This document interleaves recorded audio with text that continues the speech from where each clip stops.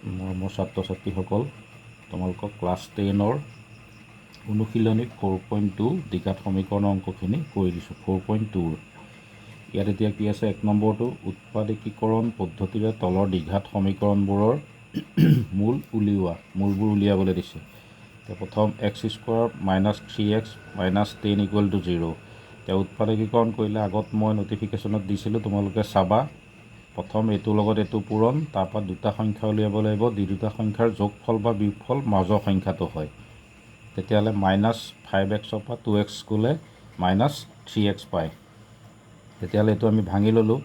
তাৰপৰা common factor দুটা আহিল, এই দুটাৰ পৰা এটা আহিল আৰু এইটো আহিল = 0। তেতিয়াহ'লে x - 5 = 0, x + 2 = 0। তেতিয়াহ'লে x = 5, x = -2। তেতিয়াহ'লে মূল দুটা এই দুটা। 2 নম্বৰটো আকৌ 2x² + x - 6 = 0। এতিয়া এইটো আমি ভাঙি ল'লোঁ। 4x পৰা 3x গ'লে আমি x পাওঁ। তেতিয়াহ'লে তাৰপৰা 2x কমন ল'লোঁ, x + 2, 3 কমন ল'লোঁ, x + 2 = 0। তেতিয়াহ'লে x + 2 এটা আহিল আৰু 2x + 3 = 0। তাৰপৰা মূল দুটা আমি 0 কৰি ল'লোঁ। তেতিয়াহ'লে x = এটা ওলাল -2, এটা ওলাল 3/2। তেতিয়াহ'লে মূল দুটা -2 আৰু 3/2। তাৰপিছত 3 নম্বৰটো এইটো। তেতিয়াহ'লে ইয়াতো আমি 2x √2x² আছে, 5x আৰু 2x হ'লে 7x পাওঁ। আমি মিলাই ল'লোঁ এইটো। তেতিয়াহ'লে তাৰপৰা এইটো √2x কমন ল'লোঁ, x + √2 আহিল। 5 কমন ল'লে, x + √2 আহিল।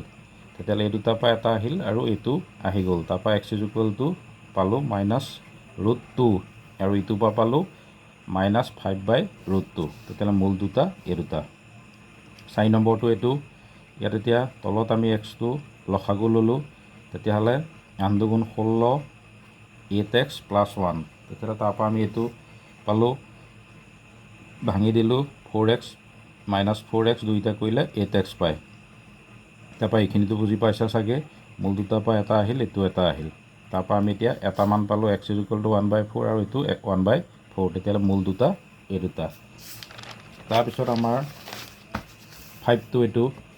5 নম্বৰটো আমাৰ ভাঙি ল'লোঁ তেনেকৈ, এইটো পালোঁ। এইখিনি বুজি পাইছা, চাবা তোমালোকে। আগৰ ন'টিফিকেশ্যনটো এবাৰ প্ৰথম ভিডিঅ'টো ভালকৈ চালে এইটো বুজি পাবাই। মই ফেক্টৰাইজত কেনেকৈ কৰে নিয়মটো ধুনীয়াকৈ তাত কৰি দিছোঁ। তেতিয়াহ'লে তাৰপৰা আমি এই দুটা পালোঁ। তেতিয়াহ'লে এইটো = 0, এইটো = 0। তেতিয়াহ'লে x = 1/10, 1/10 এই দুটা। 6 নম্বৰটো এইটো তেনেকৈ আমি ভাঙি ল'লোঁ। এইটো ভাঙি লৈছোঁ। লোৱাৰ পিছত আমাৰ 2x কমন ল'লে, x + 2, 3 কমন ল'লে, x + 2। তেতিয়াহ'লে এই দুটাৰ পৰা এটা আহিল আৰু এইটো আহিল। এটা ওলাল x = 2, আনটো ওলাল 3/2। তেতিয়াহ'লে ইয়াৰ মূল দুটা এই দুটা। তাৰপিছত 7 নম্বৰটো এইটো পালোঁ, ভাঙি দিলোঁ আমি। তাৰপৰা এই দুইটাৰ পৰা এটা আহিল আৰু ইটো আহিল। তাৰপৰা ইয়াতো আমি পালোঁ x = 16, x = -6। মূল দুটা এই দুটা। তাৰপিছত আকৌ এইটো আছিল আমাৰ, এইটো তেনেকৈ ফেক্টৰাইজ কৰিলোঁ। কৰোঁতে আমি মাজৰ সংখ্যা দুটা এই দুটা পালোঁ। তাৰপৰা আমি কমন লওঁতে এটা পালোঁ, x + √3x + 7। তাৰপৰা 0 কৰিলে আমি এটা x = -√3, এইটো -7/√3। মূল দুটা আমাৰ এই দুটা।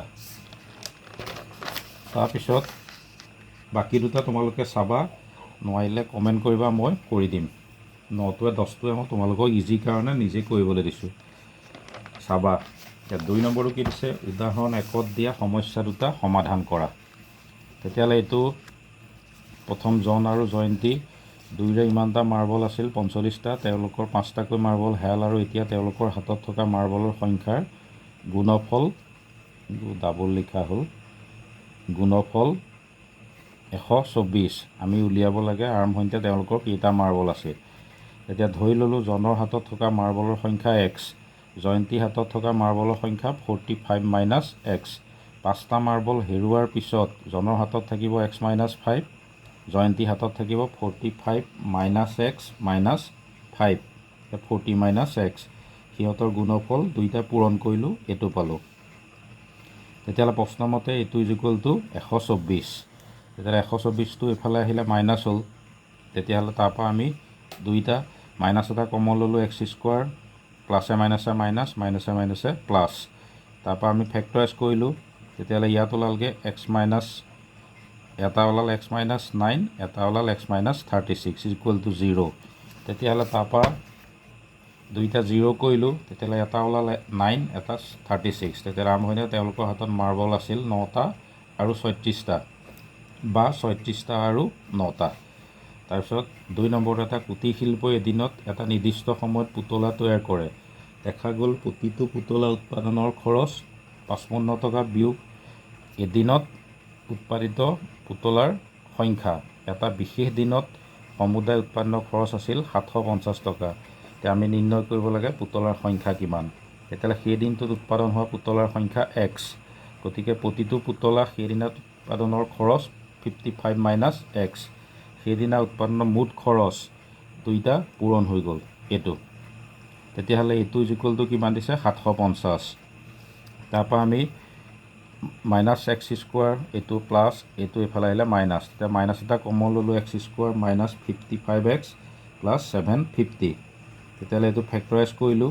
তেতিয়াহ'লে এটা ওলাবগৈ এক্স মাইনাছ 30 আৰু এটা ওলাব এক্স মাইনাছ 25। তাৰপৰা আমি শূন্য কৰিলোঁ। তেতিয়াহ'লে এই দুটা হ'ল। তেতিয়া পুতলাৰ সংখ্যা 30 আৰু 25 অথবা 25 আৰু 30। তেতিয়া 3 নম্বৰটো আকৌ কি দিছে, দুটা সংখ্যাও দিয়ে যাৰ সমষ্টি 27 আৰু গুণফল 182। তেতিয়াহ'লে ধৰি ল'লোঁ এটা সংখ্যা এক্স, আনটো সংখ্যা 27 মাইনাছ এক্স। দুইটাৰ গুণফল এক্স ইনটু 27 মাইনাছ এক্স, এইটো পালোঁ। এতিয়া প্ৰশ্নমতে এইটো ইজ ইকুৱেল টু কিমান দিছে 182। তেতিয়াহ'লে এইটো আমাৰ মাইনাছটো কমন লোৱাৰ লগে লগে প্লাছ হৈ গ'ল। প্লাছটো আছিল মাইনাছ হ'ল, মাইনাছটো প্লাছ হ'ল। তাৰপৰা আমি ফেক্টৰাইজ কৰিলোঁ। সেই দুটা ওলালগৈ এক্স মাইনাছ 13 আৰু এক্স মাইনাছ 14। শূন্য কৰিলে x is equal to 13, x is equal to 14। তেতিয়া নিৰ্ণয় সংখ্যা দুটা 13 আৰু 14 বা 14 আৰু 13। তাৰপিছত 4 নম্বৰটো কি দিছে, দুটা ক্ৰমিক যোগাত্মক সংখ্যা উলিওৱা যাৰ বৰ্গৰ যোগফল 365। এতিয়া ক্ৰমিক যোগাত্মক সংখ্যা দুটা ধৰিলোঁ এক্স আৰু এক্স প্লাছ 1। তেতিয়া দুইটা বৰ্গৰ যোগফল 336। তেতিয়াহ'লে এই দুটা বৰ্গ কৰি দিলোঁ। A plus B whole square সূত্ৰত পৰিলে এইটো ভাঙি দিলোঁ। ভাঙি দিওঁতে আমাৰ এক্স এক্স 2x, এইটো 2x প্লাছ 1, এইটো এইফালে আহিলে মাইনাছ হৈ গ'ল। তেতিয়া আটাইকেইটাকে আমি এইটোক 2ৰে আমি হৰণকৈ দিব পাৰোঁ। এনেকৈ হৰণ কৰাৰ পিছত ওলালগৈ এইটো। তাৰপৰা ফেক্টৰাইজ কৰিলোঁ। সংখ্যাকেইটা ওলাব x minus 13, x plus 14 equal to 0। তেতিয়াহ'লে এইটো শূন্য কৰিলে x is equal to 13, x is equal to minus 14। এতিয়া যোগাত্মক সংখ্যা বুলি কোৱাৰ লগে মাইনাছ হ'লে ই আমাৰ ঋণাত্মক, গতিকে ই গ্ৰহণযোগ্য নহয়। তেতিয়াহ'লে সংখ্যা দুটা 13 আৰু 13 প্লাছ 1 14 হ'ব। তাৰপিছত আমাৰ 5 নম্বৰটো কি দিছে, এটা সমকোণী ত্ৰিভুজৰ উচ্চতা ইয়াৰ ভূমিতকৈ 7 চেণ্টিমিটাৰ কম। এতিয়া অতিভুজটো 13 চেণ্টিমিটাৰ, অন্য বাহুকেইটা উলিয়াব লাগে। এতিয়া সমকোণী ত্ৰিভুজৰ ভূমি এক্স ধৰিলোঁ, উচ্চতা x plus x minus 7 centimetre, মানে কম বুলি কৈছে। অতিভুজ 13 চেণ্টিমিটাৰ। এতিয়া পাইথাগোৰাছৰ সূত্ৰ মতে আমি জানো ভূমি স্কোৱাৰ প্লাছ লম্ব স্কোৱাৰ বা উচ্চতা স্কোৱাৰ ইকুৱেল টু কৰ্ণ স্কোৱাৰ বা অতিভুজ স্কোৱাৰ, এইটোৱে। তেতিয়াহ'লে এইকেইটা আমি তাত পাতি দিলোঁ। এ মাইনাছ বি হোল স্কোৱাৰ সূত্ৰত আহিলেতো এইটো ভাঙি দিলোঁ। তাৰপৰা আমাৰ এইটো এইফালে আহিলে মাইনাছ হৈ গ'ল, এনেকুৱা হ'ল। ইয়াক 2ৰে আমি হৰণকৈ দিলে এইটো পালোঁ। তাৰপৰা আমি উৎপাদক বিশ্লেষণ কৰিলোঁ। এইটো এটা ওলালগৈ এক্স মাইনাছ 12 আৰু এক্স প্লাছ 5 ইকুৱেল টু এইটো 0। তেতিয়া শূন্য কৰিলে আমাৰ এই দুটা হ'ল। মাইনাছ 5 হোৱাৰ লগে লগে ঋণাত্মক, তেতিয়াহ'লে গ্ৰহণযোগ্য নহয় বা ই বৰ্জিত। তেতিয়াহ'লে সমকোণী ত্ৰিভুজটোৰ ভূমি 12 চেণ্টিমিটাৰ, উচ্চতা 12 মাইনাছ 7 5 চেণ্টিমিটাৰ হ'ব। তাৰপিছত 6 নম্বৰটো কি দিছে, এটা কুটীৰ শিল্পই দৈনিক এটা নিৰ্দিষ্ট সংখ্যক মাটিৰ বাচন তৈয়াৰ কৰে। এদিন দেখা গ'ল তেওঁলোকৰ প্ৰতিটো বস্তুৰ উৎপাদনৰ খৰচ সেইদিনা উৎপাদিত সংখ্যাৰ দুগুণতকৈ 3 বেছি। তেতিয়া সেইদিনা উৎপাদিত মুঠ ব্যয় 90 টকা হ'লে উৎপাদিত বস্তুৰ সংখ্যা আৰু প্ৰতিটো বস্তুৰ ব্যয় কিমান হ'ব উলিয়াবলৈ দিছে। এতিয়া কুটীৰ শিল্প উদ্যোগত এদিনত উৎপাদন হোৱা মাটিৰ বাচনৰ সংখ্যা আমি এক্স ধৰিলোঁ। প্ৰতিটোৰ উৎপাদনৰ খৰচ দুগুণতকৈ 3 বেছি। 2x প্লাছ 3 মুঠ উৎপাদন খৰচ x ইনটু এইটো হ'ল। এতিয়া প্ৰশ্নমতে উৎপাদন খৰচ কিমান আছিল 90 টকা ইকুৱেল টু 90। তেতিয়াহ'লে এইটো এফালে আহিলে মাইনাছ হ'ল 90। এতিয়া দুইটা উৎপাদক বিশ্লেষণ কৰিলোঁ, এইটো ওলালগৈ x minus 6 2x plus 15 equal to 0। তেতিয়া 0 কৰিলে x মাইনাছ 6 ইকুৱেল টু 0, তেতিয়া x ইকুৱেল টু 6 হ'ল। এইটো মাইনাছ 15/2 হ'ল, ই ঋণাত্মক গতিকে বৰ্জিত। এতিয়া কুটীৰ শিল্প উদ্যোগত এদিনত উৎপাদন হোৱা মাটিৰ বাচনৰ সংখ্যা তেতিয়াহ'লে 6টা আৰু উৎপাদন খৰচ 6 দুগুণ 12 প্লাছ 3 ইকুৱেল টু 15 টকা। তাৰপিছত 7 নম্বৰটো কি দিছে, যদি x² minus 2px plus p² equal to 0 তেন্তে p/xৰ মান কোনটো হ'ব ইয়াত। এতিয়া এইটো আমি আন্দাজি কৰা বস্তু নহয়, সেইকাৰণে আমি এইটো কৰি চাব লাগিব, তেতিয়াহে তুমি সঠিক উত্তৰটো গম পাবা। তেতিয়াহ'লে দিয়া আছে এইটো ইকুৱেল টু 0, তেতিয়াহ'লে আমি ভাঙি দিলোঁ এইটো x² 2 মানে 2ab প্লাছ b², তেতিয়াহ'লে এইটো equal to a plus b whole square. তেতিয়াহ'লে ইয়াত a ঠাইত a আছে, x আছে, b ঠাইত p আছে, এইটো হ'ল। এতিয়া স্কোৱাৰ আছিল, তেতিয়াহ'লে আমি ইয়াত যিহেতু দুটা আছে তেতিয়াহ'লে দুটা পাতিব পাৰোঁ। তেতিয়াহ'লে x minus p equal to 0, তেতিয়াহ'লে x ইকুৱেল টু ইফালে গ'লে pটো ইকুৱেল টু p হ'ল। তেতিয়াহ'লে xৰ লগত pটো সমান, তেতিয়াহ'লে p/xৰ ঠাইত আমি xৰ ঠাইত p পাতি দিব পাৰোঁ, কটাকটি গ'ল 1। তেতিয়াহ'লে ইয়াত আমাৰ শুদ্ধ উত্তৰটো হ'ব 1। তেতিয়াহ'লে এইটো আছে আমাৰ চিটোত আছে c ইকুৱেল টু 1।